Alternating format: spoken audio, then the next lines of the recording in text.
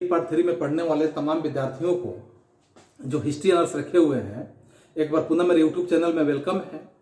आज हम लोग यहाँ जो विषय वस्तु लेके आए हुए हैं, इस विषय वस्तु के माध्यम से जैसे सिर्फ आपके वर्ग व्यवस्था के लिए ही नहीं, बल्कि यदि आप JRF और नेट का तैयारी भी करते हैं उसके लिए भी बहुत ही यह उपयुक्त हो सकता है। इसलिए इसको आप ध्यान में रखें, क्योंकि पिछले यहाँ कई सीरीज के रूप में हमने यहाँ पे वर्णन किया हुआ है। जो अध्याय 5 में बंगाल में अंग्रेज सत्ता की स्थापना के रूप में हमने यहाँ कई सीरीज में इसे छोटा छोटा बनाने का प्रयास किया है। आज का सीरीज भी हम लोगों का छोटा ही सीरीज होगा, ताकि कम समय में हम अपने जानकारियों को हासिल कर सकें और एक महत्वपूर्ण बिंदुओं के बारे में हम चर्चा कर सकें।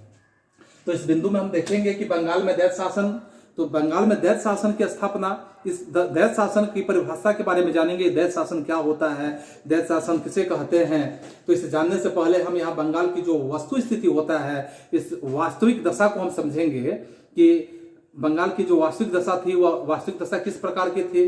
तो सबसे पहले हम देखेंगे कि बंगाल का नवाब जो यहाँ दिल्ली सम्राट के प्रतिनिधि के रूप में शासन किया करता था, उस समय मुगल सम्राट वह एक कहे जाए तो नाम मात्र के लिए वहां सम्राट के रूप में कहे जाते थे, नाम मात्र के लिए वो शासक के रूप में जाने जा सकते थे, क्योंकि नवाब निजामत और दीवानी जो थी दोनों विभाग को प्रधान होता था। लेकिन बक्सर के युद्ध के बाद बंगाल की जो राजनीति थी उसमें एक महत्वपूर्ण परिवर्तन आपको देखने के लिए मिलेगा कि अंग्रेजों ने मीर जाफर की मृत्यु के बाद निजामुद्दौला जो थे वहां के नवाब के रूप में नियुक्त कर दिए गए और अपनी पूरी शक्ति जो थी बंगाल की पूरी शक्ति को अपने हाथों में केंद्रित कर लिया। इसमें मुगल जो थे सम्राट के रूप में, मुगल सम्राट आप देखेंगे शाह आलम के रूप में, कि अंग्रेजों की जो सैनिक सहायता थी इसी के बल पर दिल्ली की गद्दी पर बैठने के लिए वो उत्सुक भी थे। पूर्व भारत की अगर सबसे बड़ी शक्ति के बारे में देखें, अवध का नवाब सुजाउद्दौला के रूप में देखें। बक्सर के युद्ध में पराजित होकर सुजाउद्दौला अंग्रेजों के साथ शत्रुता के बदले में यहाँ मित्रता का संबंध कायम कर लिया था। बंगाल और अवध की जो दीवानी थी इसे देने के लिए एक प्रस्ताव भी रख चुका था, और इस प्रस्ताव के माध्यम से अगर हम समझें कि शुरू में अंग्रेज जो थे दीवान बनने के प्रति उतने उत्सुक नहीं थे, लेकिन बक्सर के युद्ध के बाद राजनीतिक स्थिति यहाँ स्पष्ट हो गई। सम्राट और अवध की स्थिति, यानी कि अवध के नवाब से अंग्रेजों को कोई भय भी नहीं था, और ऐसे भय नहीं होने के कारण मुगल सम्राट और उसके वजीर जो थे सुजाउद्दौला की जो कमजोरी था इसका लाभ उठाकर अंग्रेजों ने फरवरी 1765 ईस्वी में क्या किया कि फरवरी 1765 ईस्वी में पहले निजामत पर अधिकार कर लिया, और फिर उसके बाद क्या किया कि 1765 ईस्वी में मुगल सम्राट शाह आलम के से द्वितीय से बंगाल, बिहार और उड़ीसा की दीवानी प्राप्त कर लिया। फिर इस प्रकार से कंपनी ने निजामत और दीवानी दोनों तरह के जो अधिकार थे इस अधिकार को कंपनी ने हासिल कर लिया। और फिर यहाँ इसके बाद अगर हम देखें तो जब ऐसे स्थिति को हासिल कर लिया तो यहाँ पे दैत्य शासन व्यवस्था की शुभारंभ हो ही जाता है। और इस दैत्य शासन व्यवस्था की अगर परिभाषा के रूप में हम समझने का प्रयास करते हैं तो इसे हम परिभाषित इस प्रकार से कर सकते हैं कि दीवानी मिल जाने के बाद, जब अंग्रेजों को दीवानी की अधिकार मिल जाता है तो दीवानी मिल जाने के बाद कंपनी को लगान वसूलने का अधिकार तथा असैनिक न्याय था। इसे असैनिक न्याय करने की सुविधा जब प्राप्त हो गई तो वैसे स्थिति में बंगाल के नवाब को शासन और फौजदारी संबंधी जो कार्य थे, ऐसे कार्यों की देखभाल करने का अधिकार खासकर सामने दिखा, और इस तरह से शासन को दो भागों में पृथक कर दिया गया।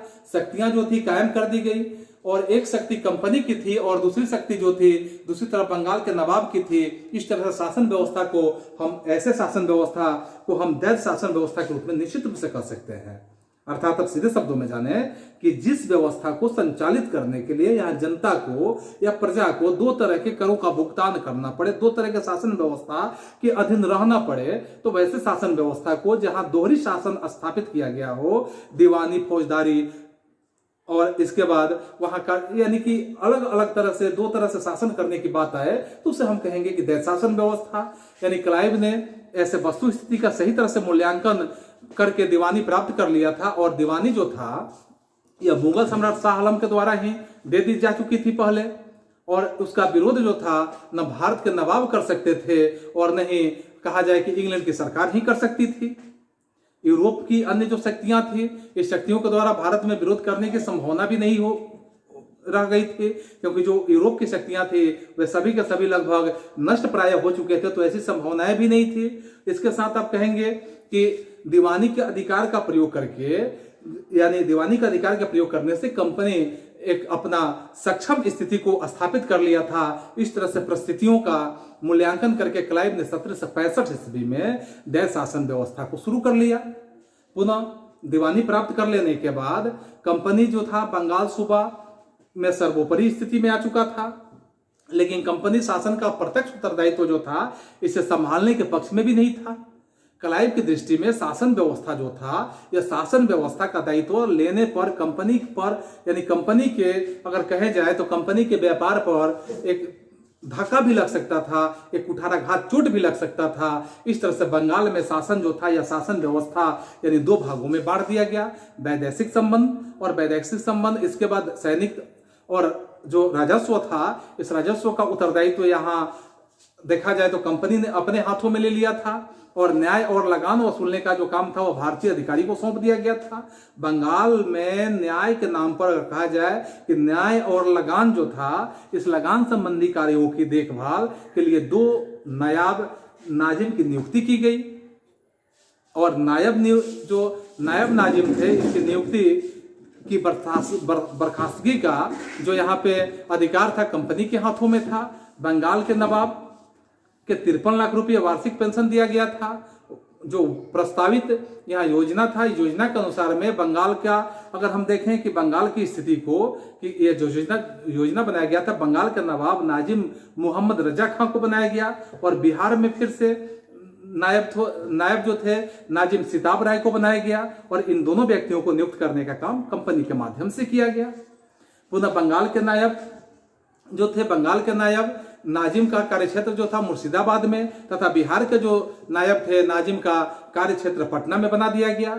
इसके बाद स्थिति इस प्रकार से होता है कि नायबों का लगान वसूलने और निजामत जो थे, निजामत का खर्च जो था, यहाँ मुगल सम्राट को 26 लाख रुपया यानी 26 लाख वार्षिक, और बंगाल के नवाब को यहाँ 53 लाख रुपया जो प्रति वर्ष देने का के बाद राजा जो थे, राजा के बारे में अगर कहा जाए कि राजा को जो शेष रकम रह जाती थी, ऐसे शेष रकम के माध्यम से उसे कंपनी कोष में जमा भी करना पड़ता था, और दीवानी का कार्य जो था भारतीय अधिकारी को सौंप दिया गया था, और कंपनी प्रत्यक्ष उत्तरदायित्व से वह मुक्त भी थी, और उसका जो सारा जो ध्यान था केवल इस बात पर ही था कि कंपनी को अधिक से अधिक आय की प्राप्ति कैसे हो पाए, आय में वृद्धि लाना यहाँ नायब नाजिम के उत्तरदायित्व पर छोड़ दिया गया था। दोहरे शासन की व्यवस्था 1766 ईस्वी से 1772 ईस्वी तक यह व्यवस्था चलती रही। इसमें हम कह सकते हैं कि 5 वर्षों में कंपनी बंगाल में सर्वशक्ति संपन्न की स्थिति में आ गई, जिसमें फिर हम यहां समझेंगे कि बंगाल के नवाब के हाथ में निजामत का अधिकार आ गया था, लेकिन प्रशासनिक व्यय के लिए उसे कंपनी जो थी, कंपनी पर ही निर्भर रहना पड़ता था। नवाब को जो शांति व्यवस्था थी कायम करने के लिए कंपनी की सेना पर आश्रित होना पड़ता था।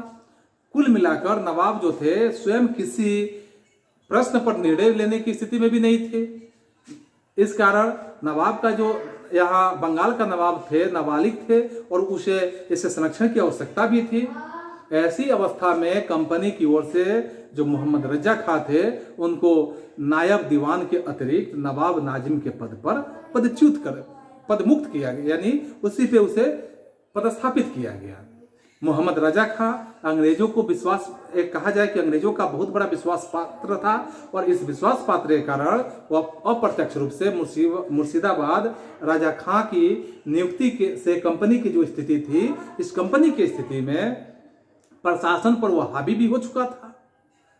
शासन मोहम्मद रजा खां के हाथ में सौंपकर कंपनी प्रत्यक्षतः उत्तरदायित्व से मुक्त भी हो चुकी थी। अब हम यहाँ इसका जिक्र करते हैं कि इस दैव शासन व्यवस्था के दोषों के बारे में वर्णन करने की, तो दैव शासन व्यवस्था में दोष भी थे जो आम जनों को भुगतने की स्थिति में आनी पड़ती थी। आम जनों को इस दोष का बहुत ज्यादा भुगतान करना पड़ता था। इसे अलग अलग बिंदुओं में बिंदुवार किया गया है। हम इसको समझ सकते हैं कि जैसे देख सकते हैं कि दोष के रूप में सबसे पहले बिंदु के रूप में अगर हम विचार करें तो भारतीय अधिकारी जो थे इनके हाथों में शासन सत्ता सौंप देने पर कंपनी जो थी, कंपनी की वास्तविक स्थिति था, वास्तविक सत्ता का स्वामी बन गई थी। भारतीय अधिकारी कंपनी के हाथ के एक कठपुतले बन चुके थे और साथ में उसके इशारों पर वे नाचते थे। दोष कर्मचारियों पर था, परंतु लाभ कंपनी को ही होता था। कुल मिलाकर अगर कहा जाए कि कंपनी के पास योग्य प्रशासकों का भी उस समय अभाव था और अधिकार और उत्तरदायित्व के तराजू पर रहकर ही जो अधिकार दिए गए थे, उत्तरदायित्व दिए गए थे, इसी के तराजू पर रहकर शासन चलाना कभी संभव नहीं हो सकता है। तो ऐसे परिस्थितियों में सत्ता कंपनी के हाथों में थी और उत्तरदायित्व था नवाब के कर्मचारी पर दे दिया गया था। नवाब और उसके जो कर्मचारी थे उसके पास कोई शक्ति ही नहीं रह गई थी। इस तरह से अत्याचारी और गैर उत्तरदायी शासकों के बीच शासन की यानी बंगाल की जनता जो थी, इसके दोनों के बीच में पीछे जाने का काम जनता का ही हो रहा था। फिर हम दूसरे बिंदुओं पर देखें कि दैत शासन और दैत शासन के साथ अगर देखेंगे कि इसके जो दोषपूर्ण व्यवस्था है, इस दोषपूर्ण व्यवस्था थे कि कंपनी के जो कर्मचारी थे, इस कर्मचारी के रूप में वो मनमाना रूप से अत्याचार करना शुरू कर दिए थे और इतना अत्याचार करते थे कि उनका निजी व्यापार चरमों सीमा पर पहुंच चुका था। निजी व्यापार पर प्रतिबंध की देखभाल करने वाला भी कोई नहीं था। कंपनी के जो कर्मचारी थे स्वयं अपने को मालिक समझना शुरू कर दिए थे।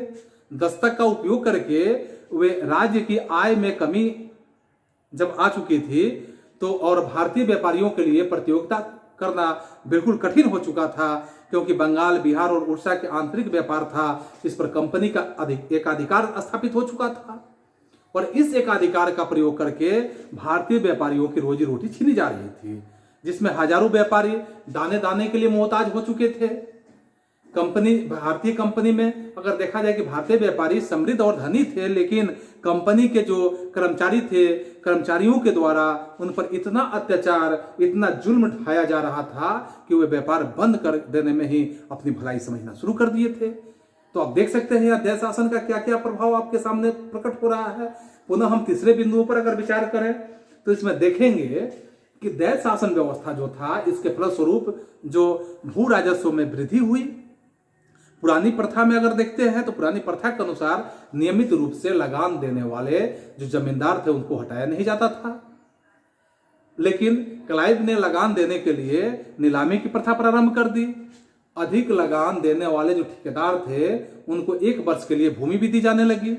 इसमें अगर यह भी देखा जाए तो वंशानुगत जमींदारी की प्रथा भी यहाँ समाप्त हो चुकी थी और एक ऐसे वर्ग की स्थापना किया गया था, एक ऐसे वर्ग का जन्म हुआ था जो ऊंची बोली लगाकर जमीन का ठेका ले लेते थे। ऐसे लोगों को कृषकों के हित के कोई ध्यान ही नहीं रहता था, अर्थात कृषकों को इसमें ज्यादा से ज्यादा पीछे जाने का काम किया जा रहा था।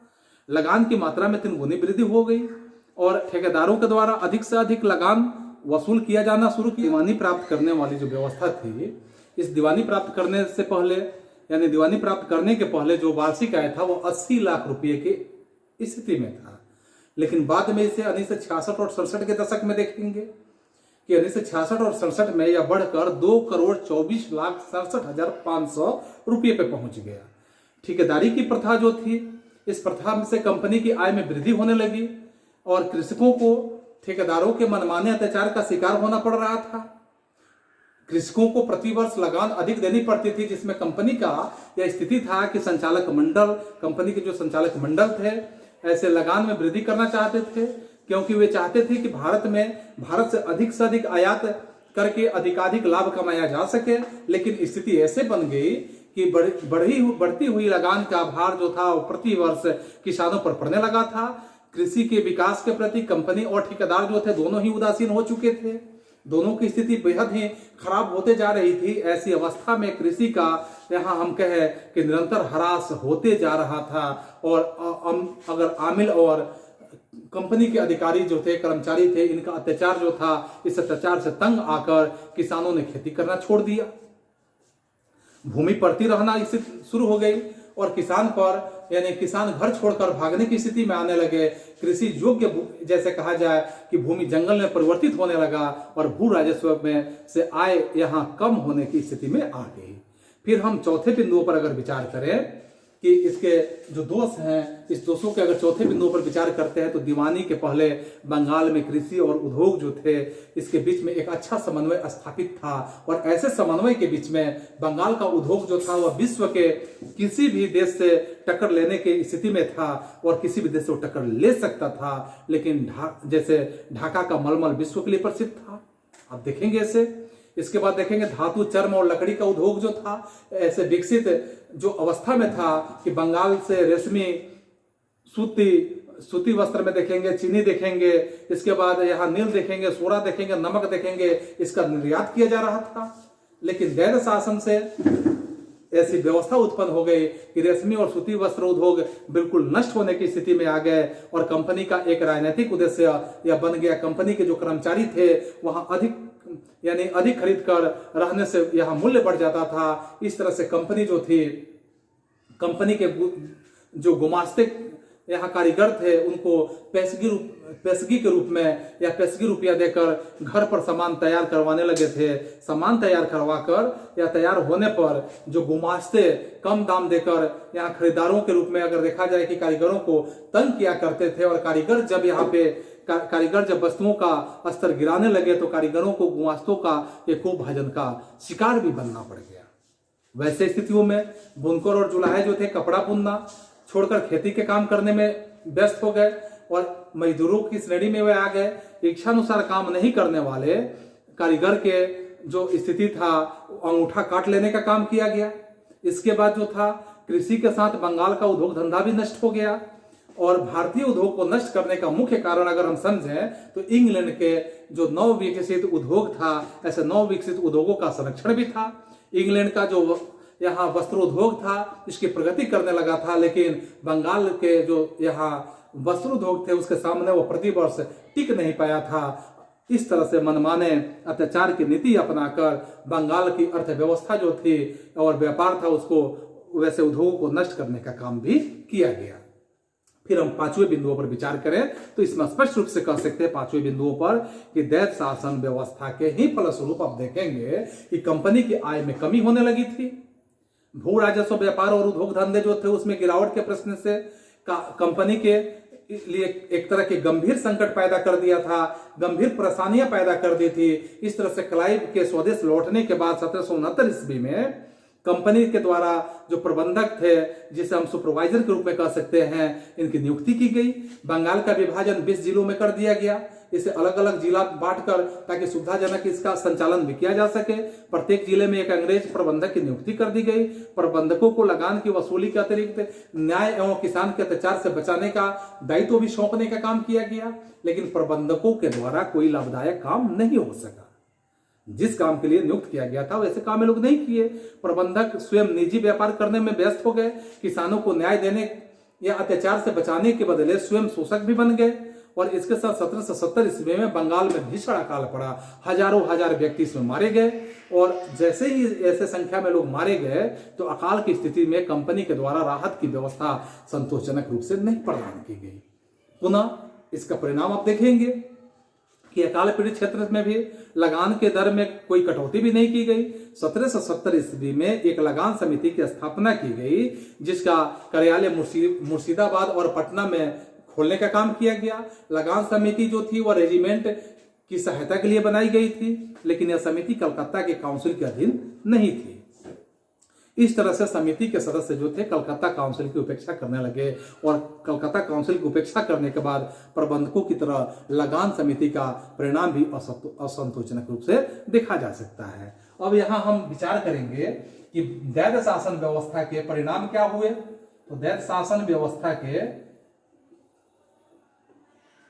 परिणाम के रूप में हम चर्चा करेंगे आपसे कि इसके क्या क्या परिणाम सामने आए। तो परिणाम के रूप में अगर हम देखेंगे तो दैव शासन के परिणाम के रूप में अगर कहें कि कंपनी और बंगाल दोनों के लिए हानिकारक था, दोनों के लिए यह काफी हानिकारक था।